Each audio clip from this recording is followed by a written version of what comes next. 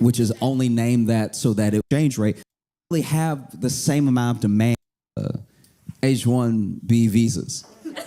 And these H-1B visas are how people from other countries come here and have, pretty great jobs by some standards. These are like sometimes developing jobs, some of the engineering jobs, and like just stuff of that nature. This isn't like one of your regular visas, and it's not like a visa that we have with a specific country. Like there are E3 visas that we have with places like Australia because they're white.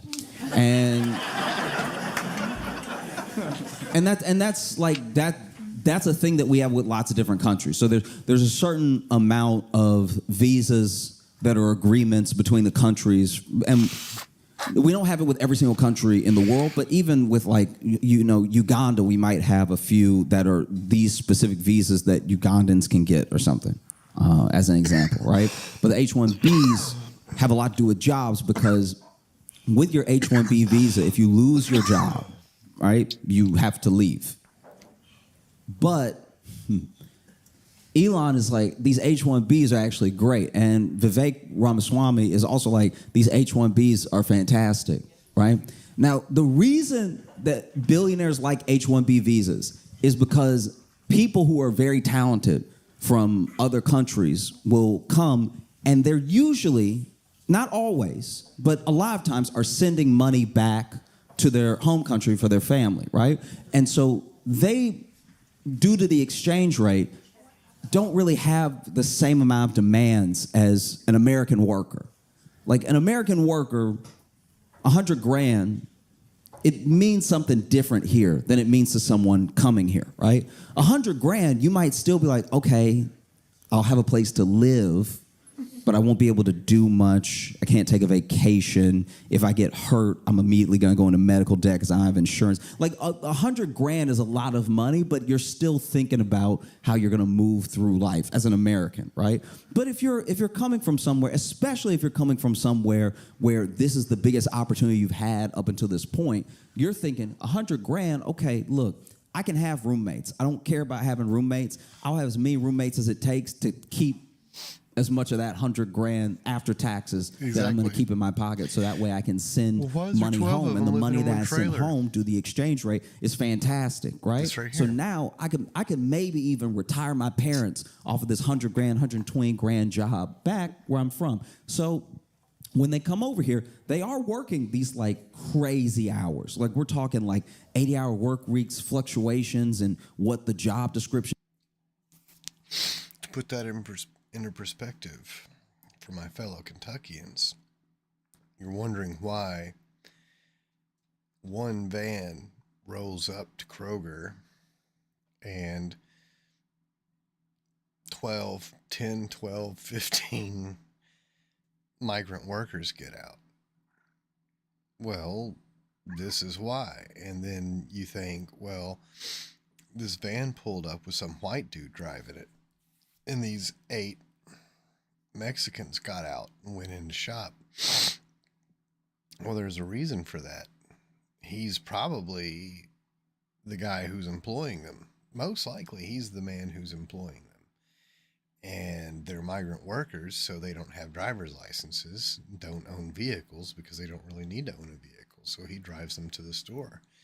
And they're probably all sharing, like, there's a good chance they're living for, sometimes 2, sometimes 4, sometimes even 6 to an apartment or to a trailer. And this is why. He's explaining why. They're each making probably 30, 40, 50K a year working here, doing what they're doing, probably roofing, construction, working in a factory. A lot of them, they'll have men come work in these factories that, frankly, white Americans just don't want to work there. But these guys will. They'll work at the chicken plant. And they'll do it for $12, $15 an hour. And they're living several people to a home, and they split up the money and they send the rest back because the exchange rate is awesome, and they got families to support back home who have no jobs, who live in these areas that you hear about on the news. People make fun of.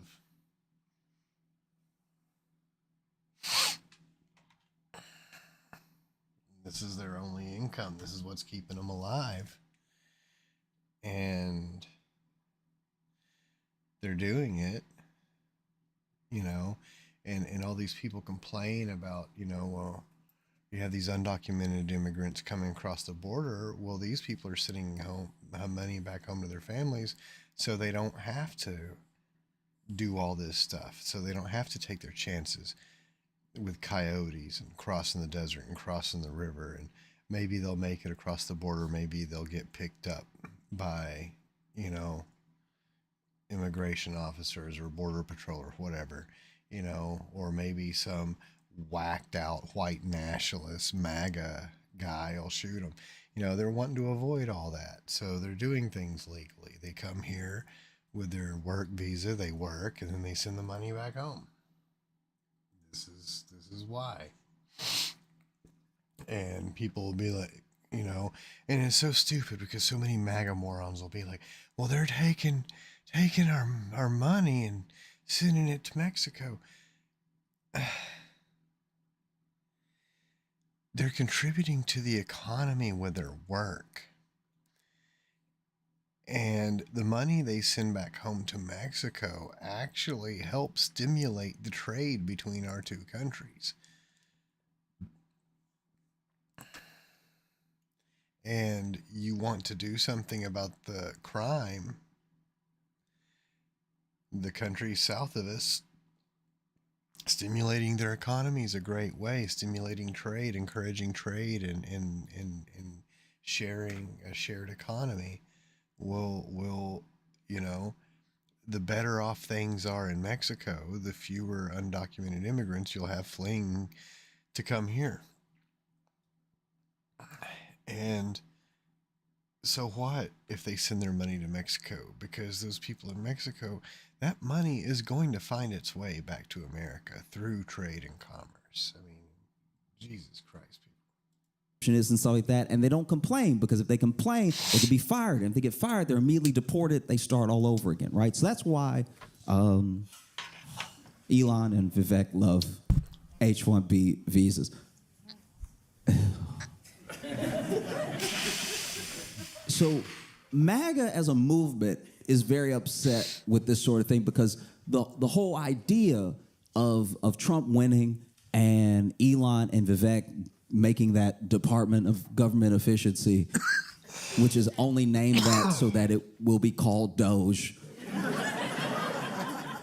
which is low-key one of the most unserious things I've ever seen in my entire life. Like, that was when I was like, oh yeah, we're cooked. That's very bad. That, y'all, if you had gone back 20 years and told somebody that eventually there would be someone, I mean, these are like made up jobs. Like Trump would actually have to do what they say to make them official. Right now, they don't even really exist in theory, right? It's just an idea of what might happen. I mean, who knows now? But like, if you went back 20 years and you told someone eventually there would be a government body that only had its name so it could be the acronym CAKE,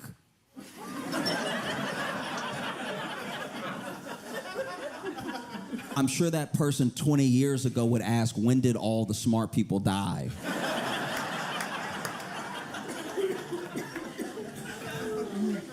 And so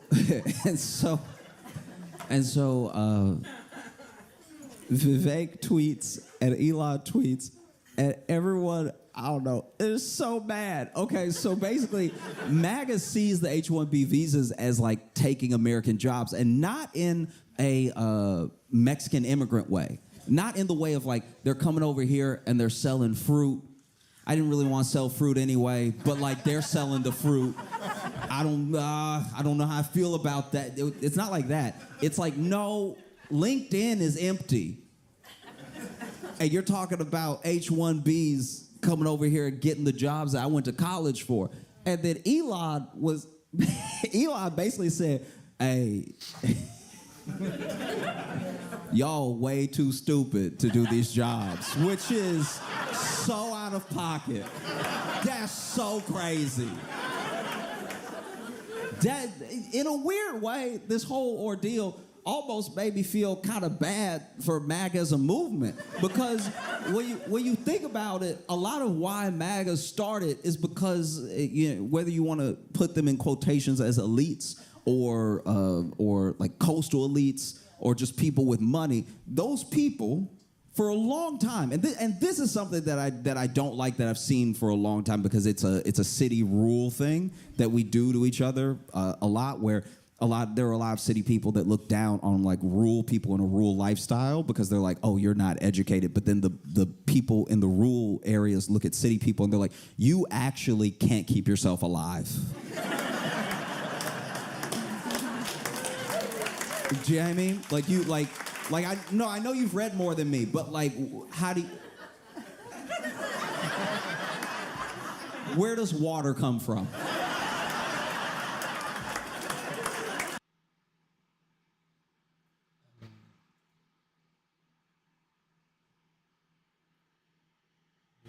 He's spot on.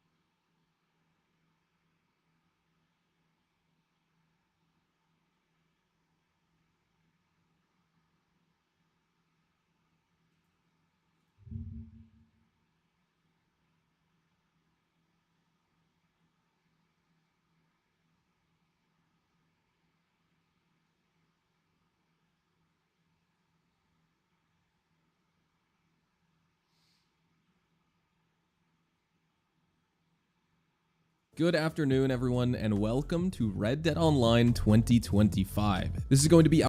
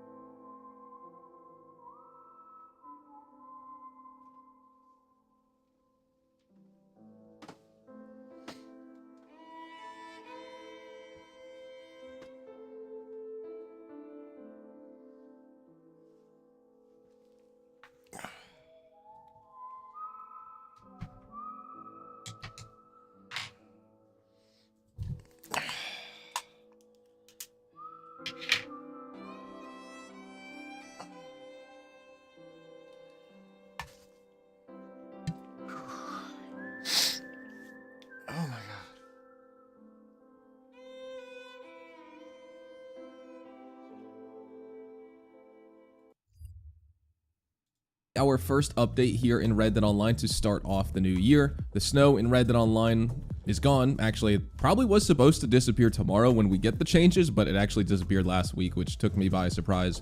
But anyways, the Christmas event is officially coming to a close tonight. The January update is here in Red Dead, and today we're going to be going over all of the monthly event changes, bonuses, discounts, free rewards, free outfit, limited time clothing, and more. And we have some really good stuff. Just to tease it a little bit, because I think you guys will greatly enjoy this monthly event. I would say we are getting off on a strong note. So if you enjoyed this video at any point, or if you just find it helpful, let me know by dropping a like on it. And if you want to stay up to date with everything Red Dead Redemption 2 and Red Dead Online, then please consider hitting that subscribe button with your bell notifications turned on. Now jumping in, let's talk about our bonuses first. This is why this monthly event is so great. We have double money, double XP, and double gold on all blood money contracts. So some really good active grinding content right there. But say if that doesn't interest you because it's blood money and it seems like people hate blood money content no matter what, we do have double money, double roll XP, and double XP on all collector set sales. So you'll be selling your coin collection set for $1,080 throughout the entire course of this event month. So that's pretty awesome. We're getting triple roll XP for collectors out there who discover collectibles. So you'll be able to rank up your collector roll 3 times as fast. We have triple money, triple gold, and triple XP on the blood money opportunities, which is even better. So triple gold on that means you're going to be getting 96 gold nuggets for 12 minutes spent on a blood money opportunity. You can definitely make some good gold right there. Next, we also have triple money and triple XP on all free roam events in the game, and those are our bonuses for January here in 2025 in Red Dead Online. Now let's move into our discounts. Collector roll is 5 gold bars off, so you can get it for 10 gold bars instead of the usual 15. We have free fast travel, so you can fast travel all around the map, access your blood money contracts and opportunities, as well as collect really fast because fast travel is going to be free. You can get there, get in, get out, get your collectibles, and not spend any money. That's going to save you a ton of money throughout the rest of the event. And honestly, when you play, like, you probably spend $100 or $200 on fast travel if you just play the game for a couple hours. So that's going to save you a ton of money throughout the course of this event. Moving on, we have 40% off all novice, promising, and established collector roll items, 40% off all Breton bounty hunter horses, as well as 40% off the Mustang horses, multi-class horses, 40% off all sniper rifles, so that's going to be the rolling block rifle and the Carcano rifle, 40% off all pistols, whether it's the semi-auto, the Mauser, or of course the volcanic pistol, as well as 40% off the pistol style customizations, 40% off the Taurus poncho, as well as 40% off all bandoliers and dresses. And then we have 25% off Madame Nazar outfits, like the Cleland, which is John Marston's, the Dedham, which I'm pretty sure is Bill's, the Haraway is Arthur's, and then the Zapatero outfit's 25% off. That's Javier's outfit as well.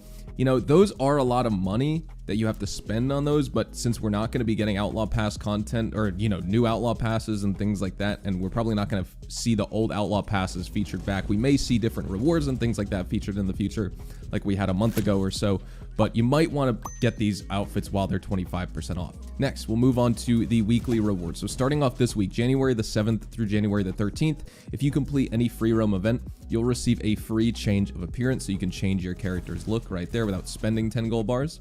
For the week of January the 14th through the 20th, if you discover 3 collectibles, you'll be rewarded with the Lake Isabella treasure map. It's insane that Rockstar's giving out that map to players, but nonetheless, it is what it is. We have on the week of January the 21st through the 27th, if you rank up 5 times, you'll reach rank 20 as a collector to be rewarded with the Gray Pelt Half Chaps. And for the week of January the 28th through February the 3rd, the day that this event ends, if you complete all collector daily challenges for 2 days in a row, you'll be rewarded with the Gray McBay jacket. Next, moving into our monthly rewards. You don't need to be logged in during a specific week, just do this before the end of the event. So jumping in, log into Red Dead Online to be rewarded with 25 Capitali, as well as the Blue Manteca hat. If you collect 2 fossils, you'll be rewarded with the purple Calhoun boots. If you complete a round of the salvage or the Condor Egg free roam events, you'll be rewarded with the Lost Jewelry collector map, so any of the collector free roam events. And then if you complete any blood money opportunity, you'll be rewarded with the blue Tell me where water comes from. Oh, the bottle? Oh, okay. Oh, it comes from a bottle. That's cute. All right.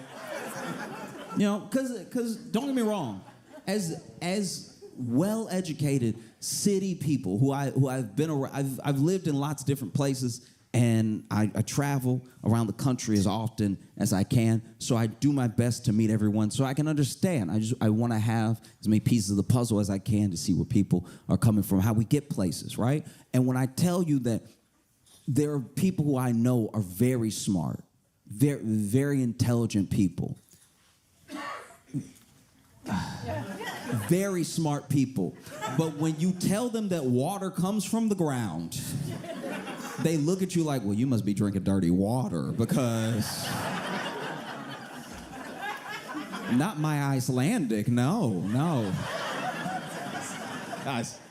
Yeah. So Elon basically says y'all are like way too dumb to do these jobs. Like, I've seen your American schools, I've seen your colleges, and your colleges don't even match other countries' high schools. And the sort of general MAGA response to that was like, well, okay, but you agreed with us for the past like 4 or 5 years that the American college system was broken and that it's too woke and that we need to fix it and we need to change things up. And he was like, yeah, but you still dumb. Like that doesn't change. I don't think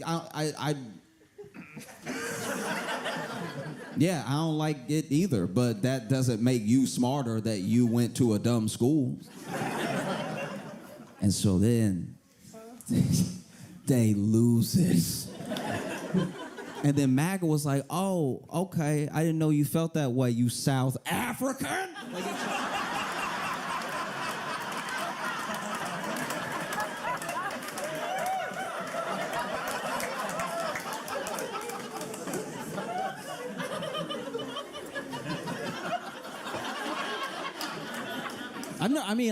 It's hard to find a whiter man than Elon Musk. Like no, I mean, like literally and figuratively in a sense, because he's very.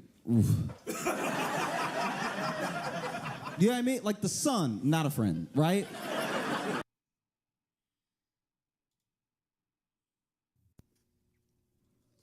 Live from NPR News in Washington, I'm Shay Stevens. Thousands of people have been forced to evacuate homes across the Los Angeles area as Santa Ana winds fuel multiple wildfires. Some 385,000 residents have lost power, and the region's water system is under strain. President-elect Donald Trump was asked to weigh in on the tragedy while visiting the U.S. Capitol yesterday. The governor has not done a good job. With that being said, I got along well with him. When he was governor, we worked together very well, and we would work together. I guess it looks like we're going to be the one having to rebuild it. President Biden has declared a major disaster in California and ordered federal aid for state, tribal, and local recovery efforts. The White House says that Biden would also postpone a trip to Italy so that he can focus on the fire emergency. A final funeral service for former President Jimmy Carter is planned today at the Washington National Cathedral.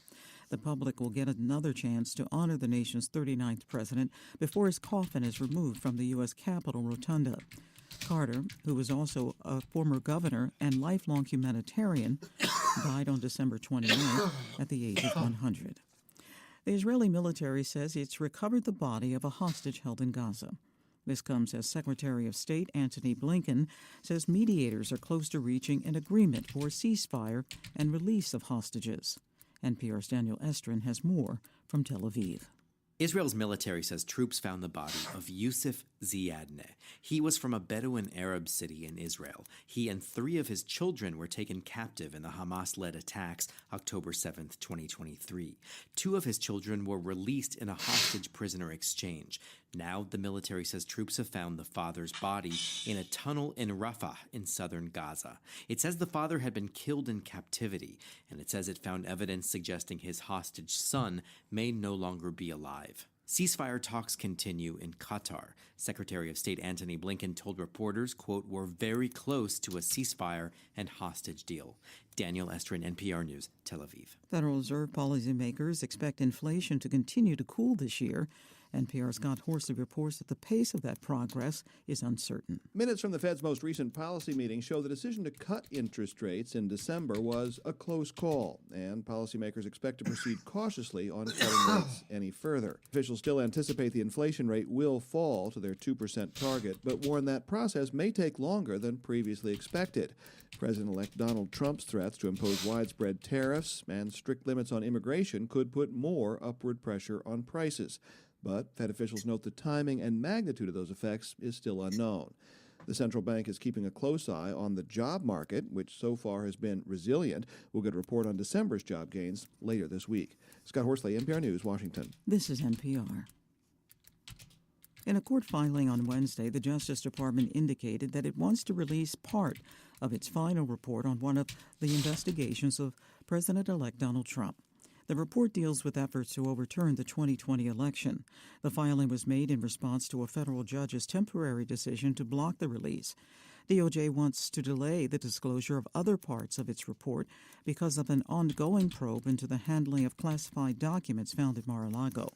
The investigations were conducted by Special Counsel Jack Smith, who says that he'll retire before Trump is inaugurated to a second term. Grizzly bears in the Rocky Mountains will still be considered threatened by the U.S. Fish and Wildlife Service.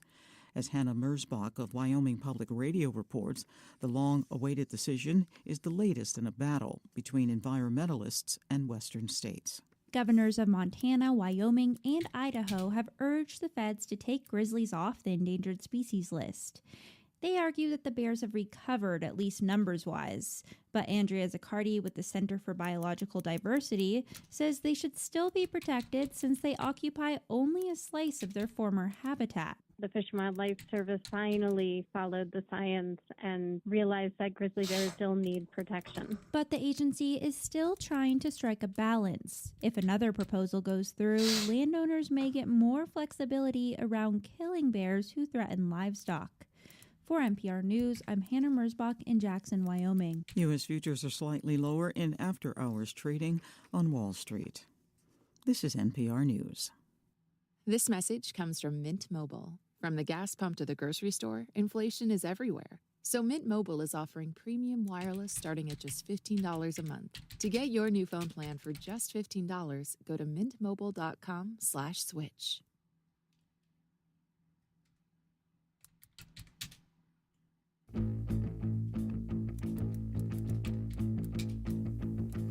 Like a midnight and the rock and roll, he's in a fight for wrestling soul, using a racket and some mind control. He's Jim Cornette, the keys to the future, held by the past, and with tag team partner Brian Last. He sends this message out by podcast. He's Jim Cornette.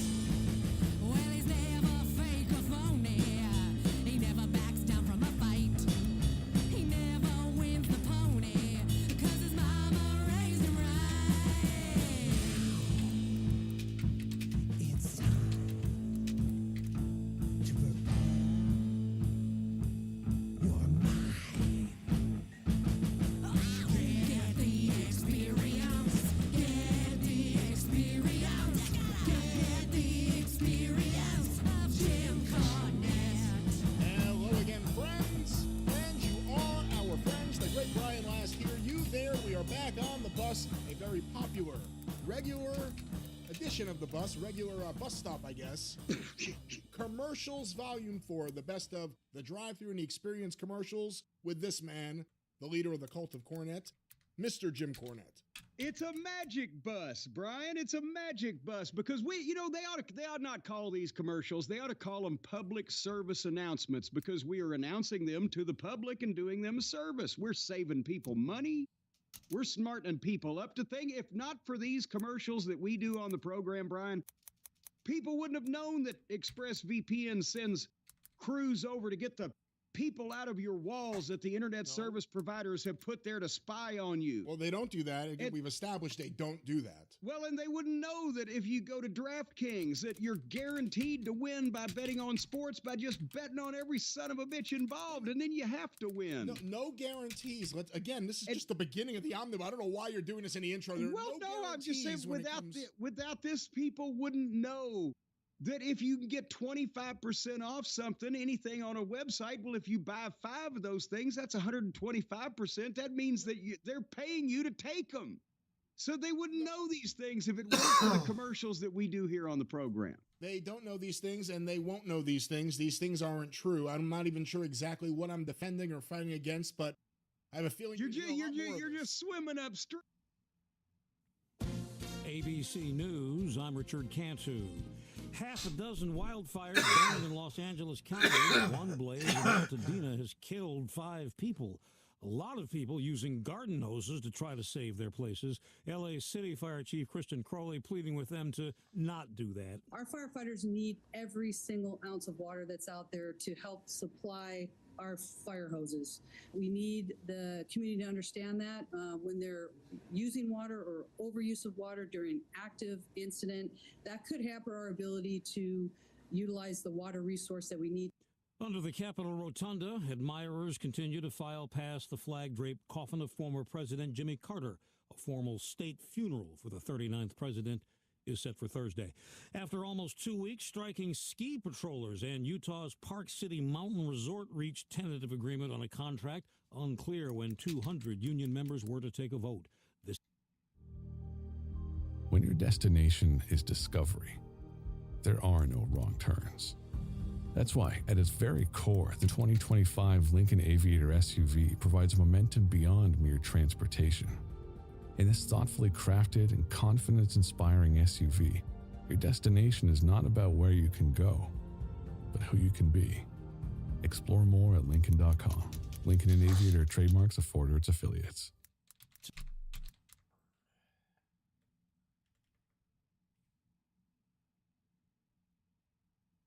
Treachery, backstabbing, murder.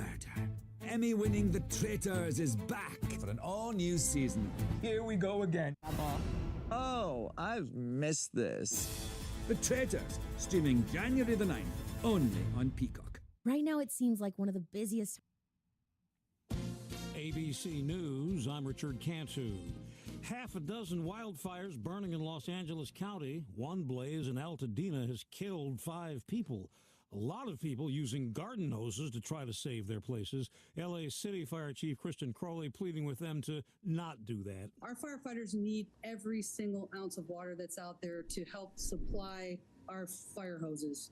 We need the community to understand that when they're using water or overuse of water during active incident, that could hamper our ability to utilize the water resource that we need. Under the Capitol Rotunda, admirers continue to file past the flag-draped coffin of former President Jimmy Carter. A formal state funeral for the 39th president is set for Thursday. After almost 2 weeks, striking ski patrollers and Utah's Park City Mountain Resort reached tentative agreement on a contract. Unclear when 200 union members were to take a vote. When your destination is discovery, there are no wrong turns. That's why, at its very core, the 2025 Lincoln Aviator SUV provides momentum beyond mere transportation. In this thoughtfully crafted and confidence-inspiring SUV, your destination is not about where you can go, but who you can be. Explore more at Lincoln.com. Lincoln and Aviator trademarks afford or its affiliates.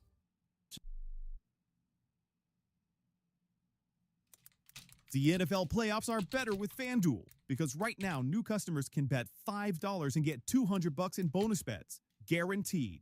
That's $200 in bonus bets, win or lose. FanDuel, an official sportsbook partner of the NFL. 21 plus and present in select states. First online real money wager only. $5 first deposit required. Bonus issued as non-withdrawable bonus bets which expire 7 days after receipt. Restrictions apply. See terms at sportsbook.fanduel.com. Gambling problem? Call 1-800-GAMBLER. The wrongs we must right. The fights we must win. The future we must secure together for our nation. This is what's in front of us. This determines what's next for all of us. We are Marines. We were made for this. Welcome to an HBO podcast from the HBO Late Night series, Real Time with Bill Maher. All right, here's our overtime panel. The world's great astrophysicist and #1 best-selling author of Merlin's Tour of the Universe, Neil deGrasse Tyson. He writes the Weekly Dish newsletter and the essay collection Out on a Limb, Andrew Sullivan. And the great Democratic strategist and former DNC chair and ABC News contributor, Donna Brazil. Okay. Here are the questions. First one is for you. How serious are asteroid collision threats? Are we adequately prepared for a catastrophe if the Earth is hit? No. Great. Wait, no to both? No to both questions? Or how serious are they? Yeah, well, so if one hits and it destroys the entire population of the world, that would be bad. And so you have to ask if there's any risk of that in the next 1,000 years. It seems to me it's worth a little bit of insurance money to put in there to create a mission to define.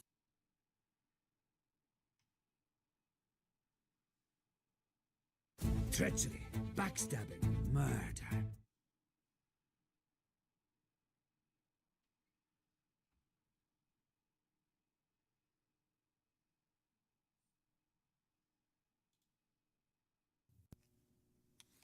Live from NPR News in Washington, I'm Shay Stevens. Powerful Santa Ana winds remain unpredictable as crews battle multiple wildfires in the Los Angeles area. New blazes have emerged in the Hollywood Hills and Studio City. The Eaton fire north of Los Angeles has claimed at least 5 lives, and thousands of structures in the region have been destroyed. Los Angeles Mayor Karen Bass noted the devastation at a press conference on Wednesday. I know the world is looking at images of our city's devastation. I have seen the front lines of the Palisades fire, and it is staggering. NPR's Jason DeRose traveled through an evacuation warning zone in Santa Monica Wednesday. Winds are gusting pretty heavily. There are a lot of downed trees, downed branches in the area, and you can see ash and embers floating through the air. There's a lot of concern that the fire could jump the Santa Monica Canyon because of those winds and move into a really densely populated area on the northern end of the city of about 100,000 people. NPR's Jason DeRose reporting. A report by the Labor Department's watchdog cites progress in prosecuting cases of fraud against state unemployment systems during the pandemic. But NPR's Martin Costi reports that some of the culprits may go unpunished. More than 2,000 people have been charged with crimes related to fraudulent claims for special COVID-era unemployment benefits. Of those, more than 1,400 have been convicted. The primary focus has been on scammers who used other people's information to claim benefits, in some cases totaling in the millions of dollars. During the pandemic, state workforce agencies were overwhelmed by claims, and minimal verification allowed billions of dollars to flow to the scammers. But many of them have yet to be charged, and Department of Labor Inspector General Larry Turner has warned that they'll go unpunished unless Congress acts soon to extend a 5-year statute of limitations. Martin Costi, NPR News. The UN is warning that humanitarian conditions in Gaza are dire. NPR's Kat Lonsdorf reports that talks of a possible ceasefire could allow for an increase in aid to the territory. Over the weekend, the UN's World Food Program says Israeli troops opened fire on a clearly marked convoy, damaging several vehicles. Israel confirmed the incident, saying it was under review. But the UN says several recent incidents have made aid delivery in Gaza increasingly unsafe, including looting by armed Palestinian gangs and increased Israeli airstrikes along aid routes. The UN's Tom Fletcher said in a statement, it's become a, quote, dangerous pattern of deliberate disruption. The reality is that despite our determination to deliver food, water, and medicine to survivors, our efforts to save lives are at breaking point. Meanwhile, Israel says Hamas fired rockets at the main humanitarian aid crossing into Gaza. This is NPR News. At a time when many consumers are scrambling to find more affordable options for medications, the U.S. Trade Representative has a warning for those using online pharmacies. In its annual report, the USTR says most of those businesses are being run illegally and that the drugs they sell may not be safe. The report concludes that 96% of online pharmacies are operating without a license. It also says many are selling medicines without prescriptions or safety warnings, citing a survey by the Alliance for Safe Online Pharmacies. The Service Employees International Union has joined forces with the AFL-CIO. As NPR's Andrea Hsu reports, the two prominent labor groups say they're uniting in an effort to give workers more of a voice.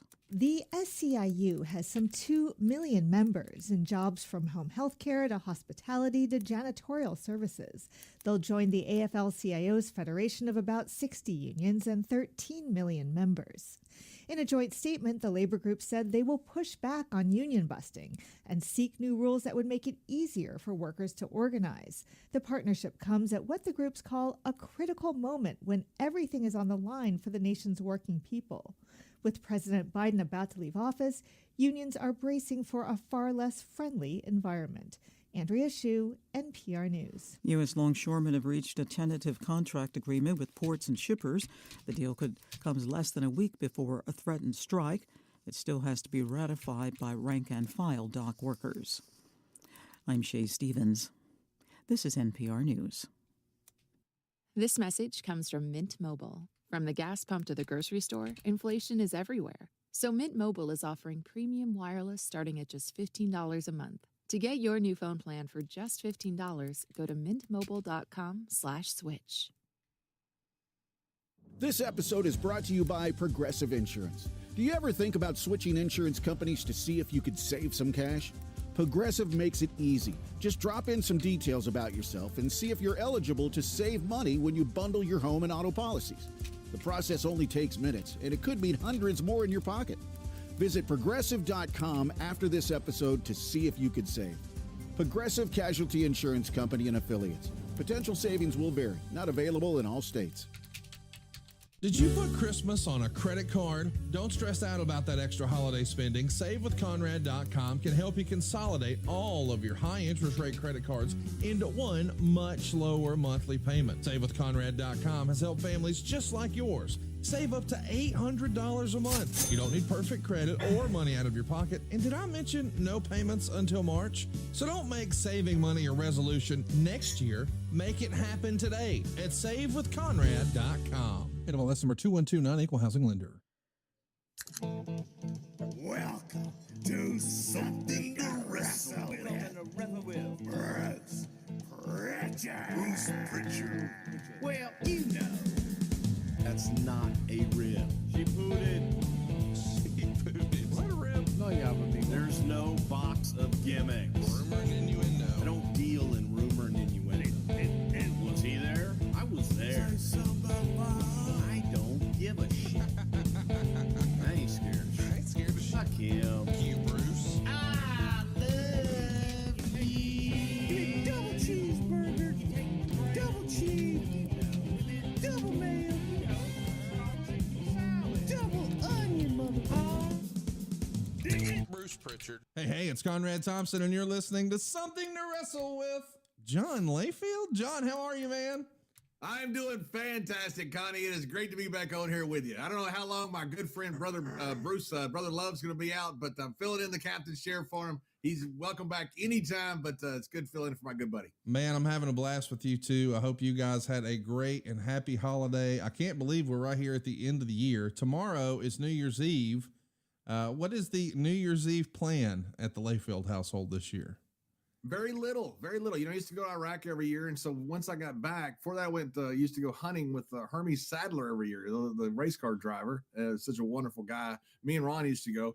And now I don't have anything to do. So it's kind of cool. I'm just going to sit in, probably be in bed by 10 o'clock or so, and get up the next morning and say, hey, it's a new year. Well, there you go. I hope that everybody has a happy and safe holiday. They're not a sponsor this week, but I want to remind everybody to grab an Uber, get a ride share, take care of yourself. This is a tragic night for a lot of families, and we really want to encourage you to do the right thing if you're going to be celebrating with alcohol. And if you've got to be bounced back in time for work the next day, Z-Biotics helped me out on Christmas Eve. I had a great holiday. How was your Christmas holiday, Mr. Layfield?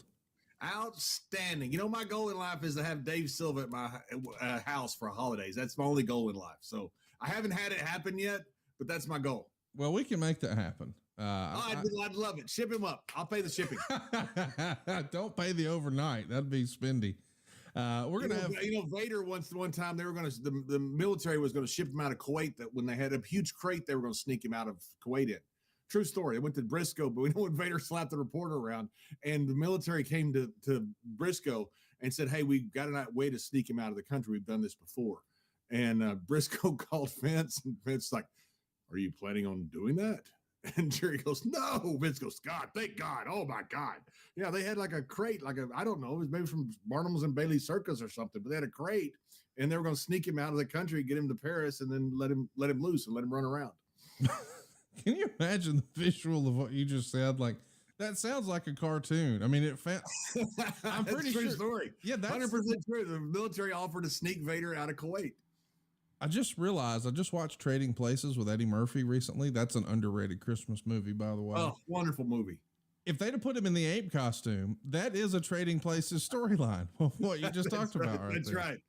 My gosh. Well, we've got a big story for us today because this is the most unusual something to wrestle maybe we've ever done, in that we're talking about private conversations between Vince McMahon and John Layfield, something that was never really able to be disclosed in the Torch or the Observer or any other sort of research material, because there's only one person on earth who can debunk what we're about to run through, and he ain't talking. So we put it on a poll, and everybody wants to hear what Vince McMahon was saying in your ear when you were doing commentary all those years. And this has been something that we've heard about from other people. Certainly guys, like Mick Foley have come out and said that, man, that was just not for him. And he's legendary for the way he would handle his commentators and the things that we would hear he's saying, but we never heard it. But this is actually the first time that you and I have done a show where we didn't sort of dictate the schedule to you and we said, hey, next week, here's what we're thinking. You said, hey, what if, because I've never told these stories, what if we talked about Vince being in my ear on commentary? So when you were excited to talk about it, I was excited to talk about it. What do you think is the biggest misconception that people have about Vince McMahon producing commentary? Oh, there's a million things. Look, Michael Cole and I were on the headset with Vince and Kevin Dunn, and a lot of other people were on headsets, but Vince a lot of times would talk to us during the show. Sometimes he'd talk to us about the show. Sometimes he'd talk to just me about the show, because he had no one to talk to back there because he's got his headphones on. So he's not really got a chance to talk to somebody. So he would talk to us. And so we got insight into Vince for years that nobody had insight into. I mean, we heard the stuff that went on all throughout the backstage area that literally nobody else heard. Now there's other guys who had, better access and things like that, but we heard all the stuff directly from Vince. And the big misnomer is that Vince dictated everything. 100% not true. Vince was the best producer I've ever worked with. He would give you very succinct phrases, and sometimes I'd be one word behind him because I trusted him so much. And he would lead us to a place. And a lot of times Vince wouldn't give out, we'll go through this later. Vince used to give us notes directly to me and Michael Cole, which was cool because he opened everything up. He would tell us about creative going forward because he knew we could trust us. In the creative meetings, which was the production meetings they call, but they're also a mix of creative, Vince wouldn't do that because there were always stooges in the production meetings. So Vince wouldn't open up everything. So when Vince would give you commentary a lot of times, sometimes he'd say stuff, and I know this is not going to be a shock, that made no sense whatsoever, but it would make sense a week later. People get him all kinds of credit for not making sense on some stuff. Vince nearly always had a plan, and sometimes he'd tell you something. I would just say it. For one, it's his sandbox. It's his company. We're not real commentators, by the way. Michael Cole used to always say, if I get in the Hall of Fame, which Michael Cole will one day, yes, he said, I'm going to get up there and say, I'm a fake wrestler called a fake sport with a fake name. Thank you. And that's it. We're not real commentators. So when Vince would say something, I would just repeat it. A lot of times it'd play out a week later sometimes because Vince knew what was coming forward. It was pretty cool to when he'd say something that was disconnected and, something's coming up that's pretty cool. I appreciate hearing, because I wouldn't have imagined that you guys would have been privy to all of the future plans and creative and things like that. But I guess when it gets to that sort of inner circle like that, it's possible. I wanted to ask you, I think the first time I remember seeing you do commentary is in the 90s. There were various Raw episodes and you joined JR and the King. Is that really your first taste of doing this, or had you done this in another life somewhere else? No, I'd done it down in Texas. There's some old pictures of me and Doyle. Oh my goodness, he's a good friend, big tall guy. I'm gonna hate. He sees this show, he's gonna hate me for it. They used to do commentary, really good, talented guy, and I did some back in Texas for them. in Japan and in Europe, they didn't have any. Of course, I didn't speak the language in Mexico when I was down there, so I didn't do much there. So this is my first really big taste of it. But we cut a million freaking promos down in Texas. We used to do they bicycle essentially the tape where you'd cut a promo for, okay, you got the Von Erichs Friday night at Will Rogers cage match, go to give us 2 minutes. Okay, you got Killer Tim Brooks and Waxahachie and a lumberjack match, give me a minute and a half, go. So you'd sit there and just do promo after promo without any prep for it except for time, who you had, and what the match was. So I was used to talking, but not doing a commentary that much. So this is my first time really to do something, especially on a big stage like that. So I also wanted to ask, with regards to making the call, for you being the guy out there on the headsets back in the 90s, is that Vince McMahon messing with Vince Russo, perhaps? I'm not bringing that up to be funny. I know that there's a certain contingent of Russo fans who are upset with you and I right now because we maybe weren't so polite in your discussion about the Brawl for All, but we heard during that episode that he being Russo, pronouns pal, was not really a fan of your voice. He thought you were too Southern, or you needed to speak less Southern, or whatever. So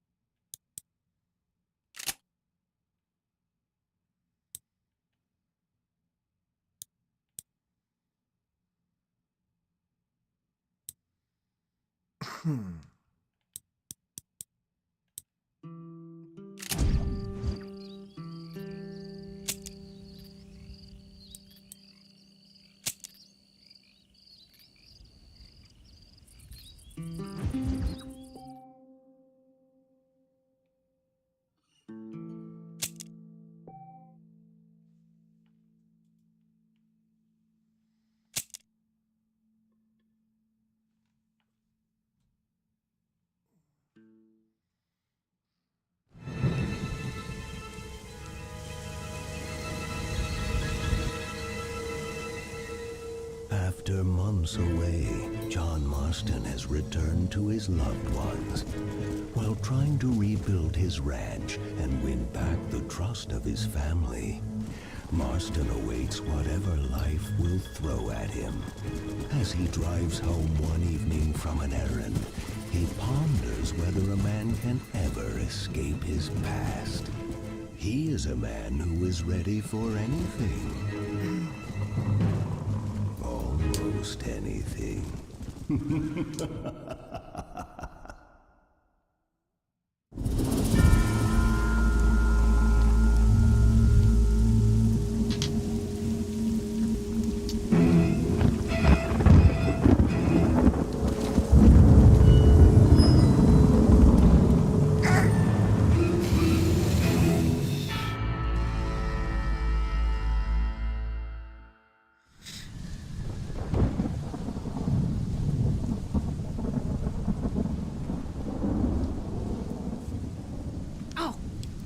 Damn. Mother. Oh, I'm sorry. I meant to say, damn this awful son I've raised with his highfalutin ways, and his shame that his mother swears like a sailor and sews like a blind man. Is that better, your lordship? Much better, Mother dearest. Oh, good. I'm so glad, my darling. When you've finished your university education and are far too good to even acknowledge my existence when we pass on the street, and you gently kick me aside and begging old Crow out of the way with your highly polished boot. Well, think of me kindly, at least, will you, my son? I'll try to, Mother. I'll think, that woman I just kicked, that used to be my dear old potty-mouthed mom. Maybe I should bother to kick her harder. Dear boy. Oh, I am so proud of you. Get off. Now, Father's here. Maybe he can beat some sense into you. Something funny's going on out there. Damn dogs gone crazy, and wolves howling, and birds flying. Well, it's just the storm, John.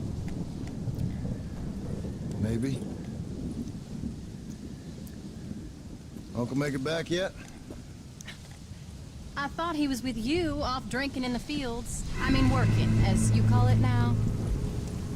He went into town a few hours ago after we busted that hammer working out in the meadow. Well, he's probably holed up in some place of ill repute waiting for the passing of the storm. I hope so.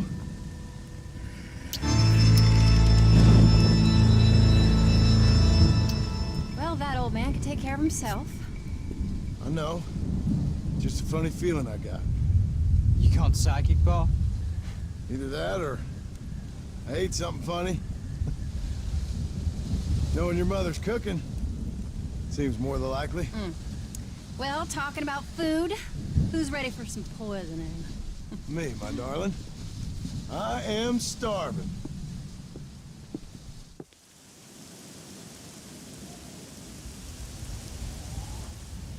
What you reading? Just some book about monsters. Tell me about it. It's kind of dumb. That should suit me just fine. Well, it's all about, in ancient times, how Aztec warriors worshiped the sun. But during full moons, some of them worship the moon instead. And upset the equilibrium of things. So anyway, what it involves is, there's this one guy, and he goes out in search of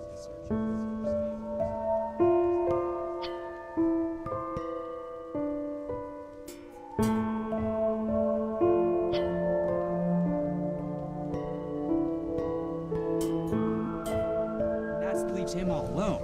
So anyways, since there ain't no cure, the brave man has to kill everybody. Which is... absolutely disgusting. And completely unbelievable. It's getting late. Guess we're not gonna see Uncle till morning. Come on then, Abigail. Jack, get yourself to bed, boy. Try to get some sleep. Ain't you worried about Uncle? Sure. But he'll have to wait till morning, just like any other man would in his shoes. Night, son. Don't stay up reading too late.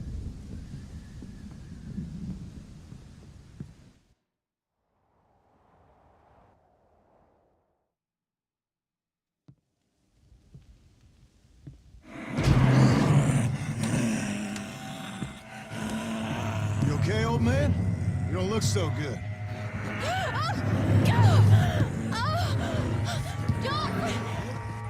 What is going on? What the hell is wrong with you? Crazy old bastard!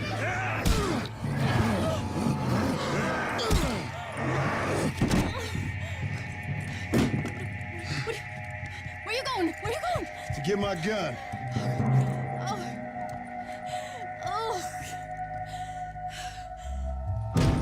God damn it.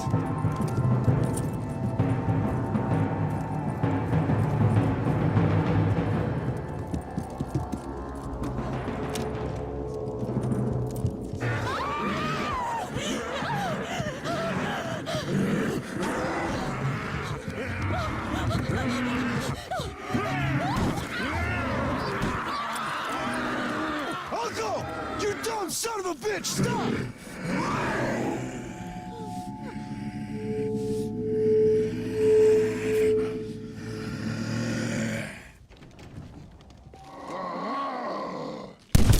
What the hell have you been drinking?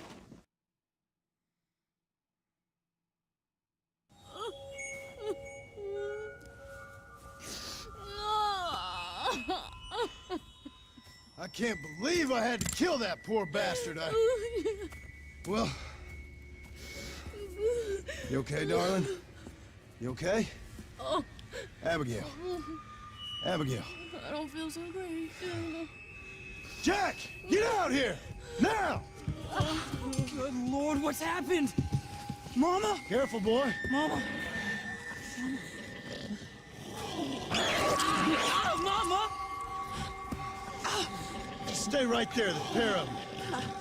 Don't make me no widower now.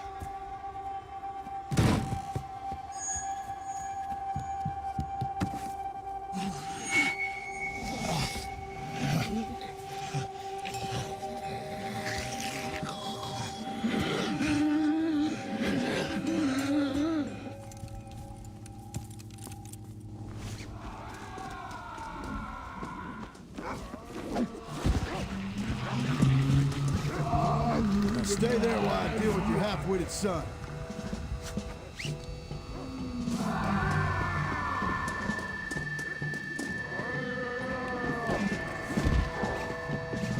What's that old fool done to you?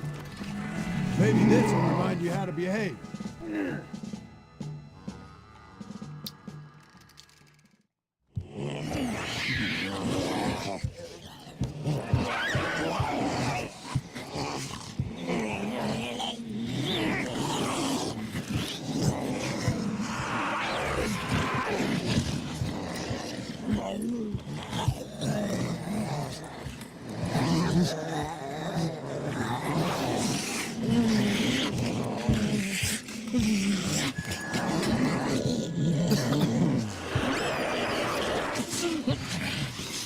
Now, I don't know what the hell's gotten into you sick, crazy bastards or what Uncle's done to you, but I'm going to get help. Stay calm. As calm as you can, seeing as both of you seem to have gotten a little excited. Probably just a fever. Jack, be kind to your mother. Abigail, teach the boy right from wrong. Both of you, stop biting chunks out of people. Be back as soon as I can.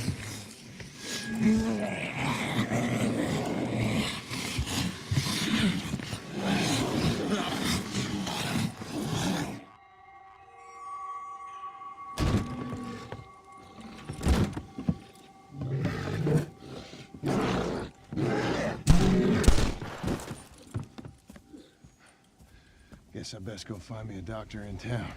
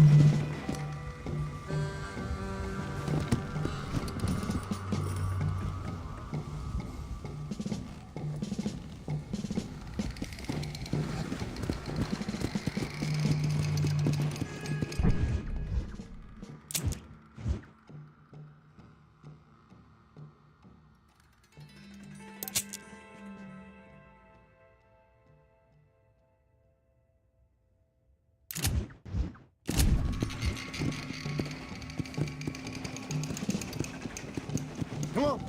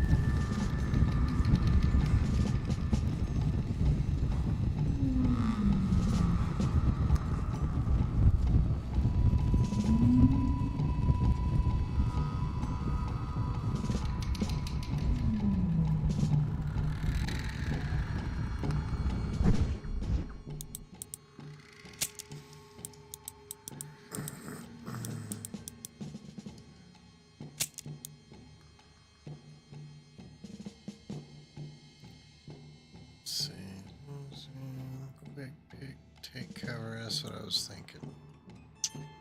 Run, jump, reload.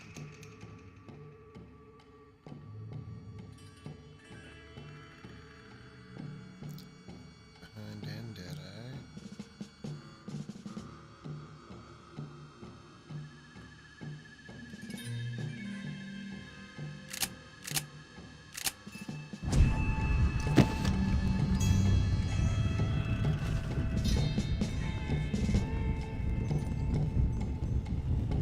Mr. Marston, sir! Marston! It's me! Professor, what are you doing here? I thought you went back to Yale. I did, but I came back for another round of research, and now all hell is quite literally broken loose. What is going on?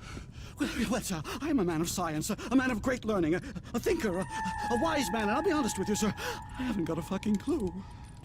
Well, ain't that dandy? What should we do?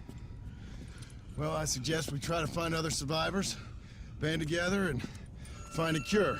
Or fight to the death trying. Well, that sounds great and all, but I'm just peachy. But I'm not sure that I'm not cut out for such shenanigans. I was thinking more that finding a horse and riding back to the civilized north at the speed of knots before writing a paper on the events from the comfort of my study. I'm a scientist after all, right? I mean, I can't do much science if I'm some bloodshot dervish's lunch, can I? Much as I would like. Your sense of duty is very impressive, Professor. I'm gonna search the back street for survivors. No, perhaps staying with you would be safer. Could you just wait a sec here, would you please? I'm going to wander down that lonely, deserted street and get my bag. Wait, you should stay with me, Professor. You haven't got a gun. Oh, no, it's okay. There's no need to worry. Everyone's already dead. I left my stuff with Mr. Nastas. You remember him. Indian fellow, dumb as bricks, but a good sort. Okay. Well, meet me in a couple minutes. Affirmative. A couple of minutes.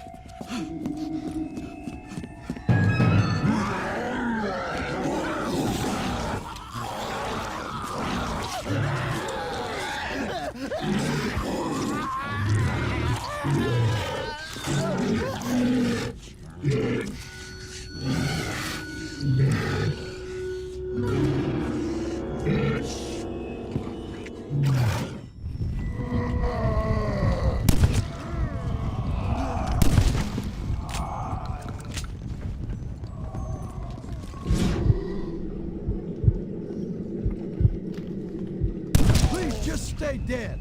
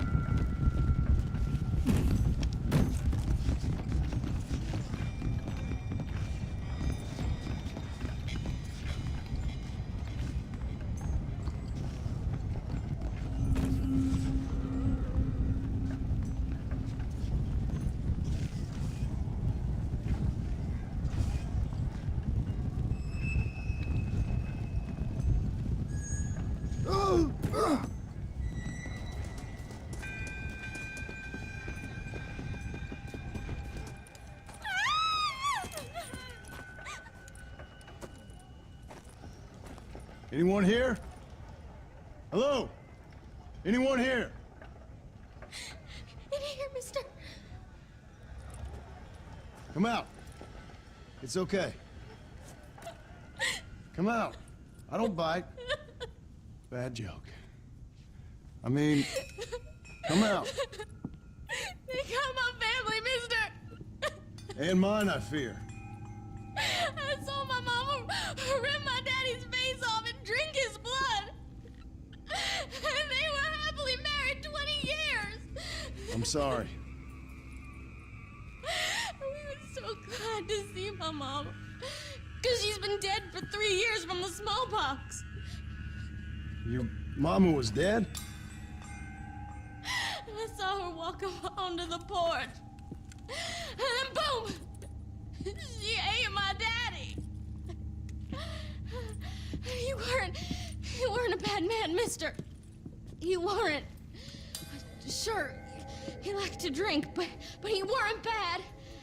And sure, he liked the company of women, but he weren't bad, mister. He weren't. No one deserves to have their blood drunk. I mean, he knew how to use his fist.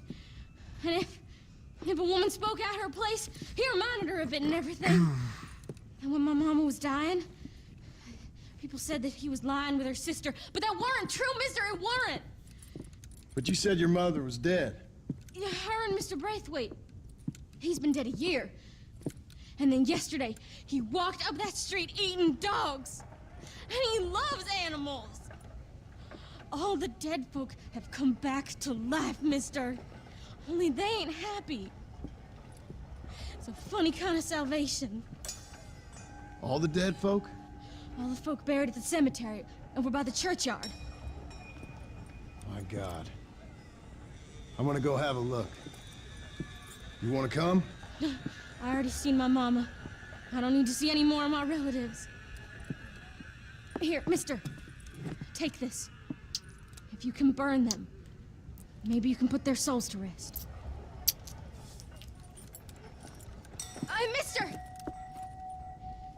You see my Uncle Mordecai? Burn him. Burn him real good, you hear?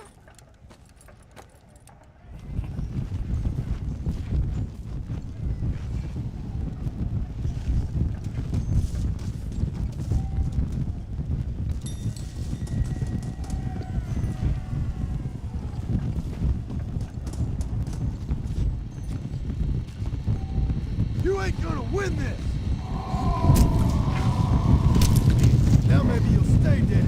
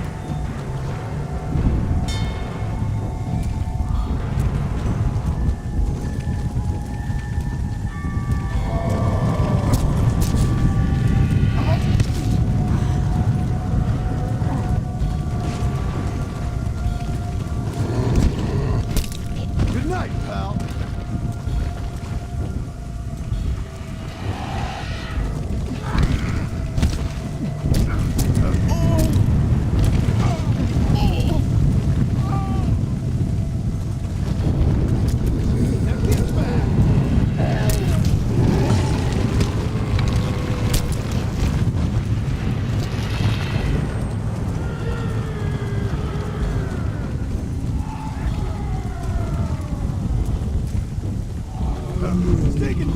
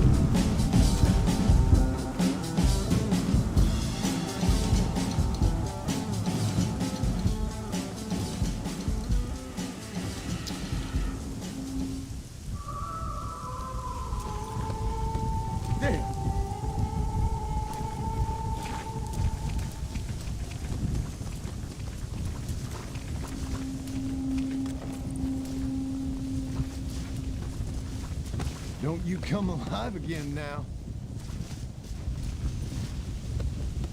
Bullshit. This is repulsive.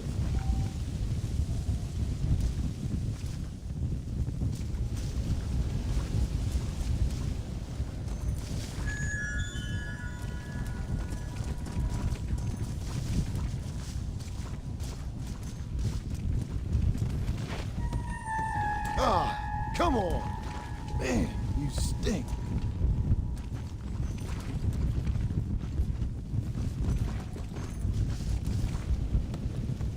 For Christ's sakes. You can't be serious.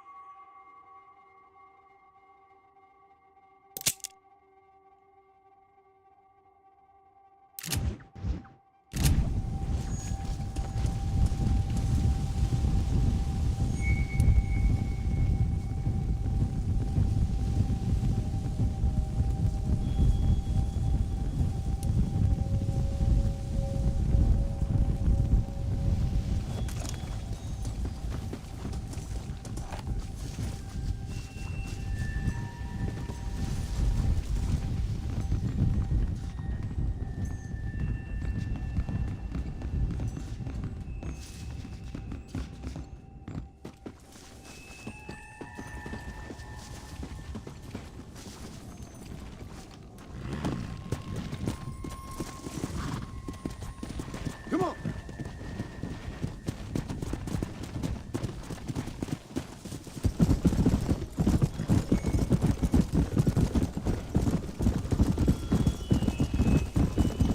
Help a guy out! Come on. Come on.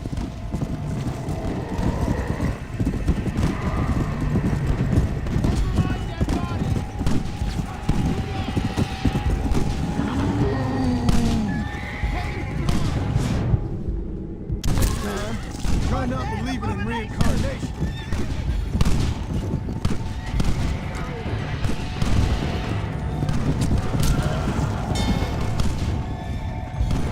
Seth, finally I've joined you.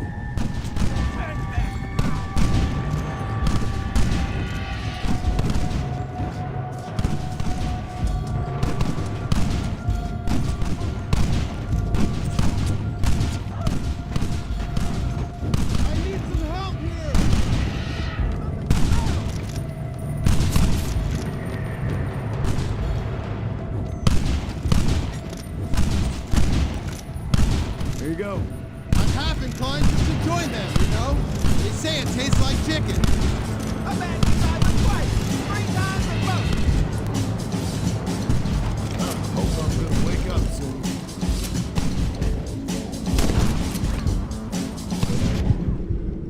Hey, you got him all right. We don't want you here!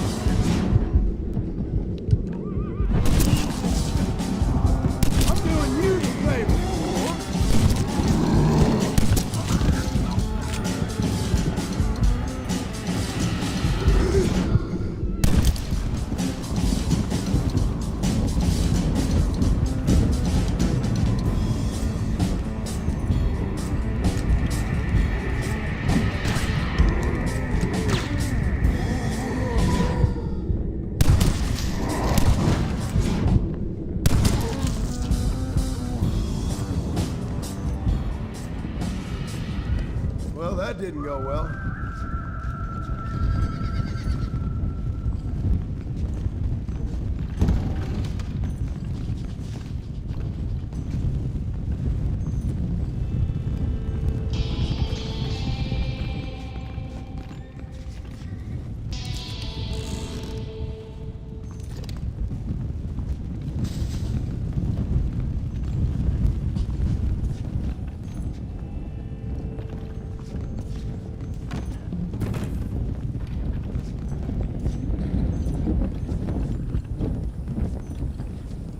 Don't you come alive again now.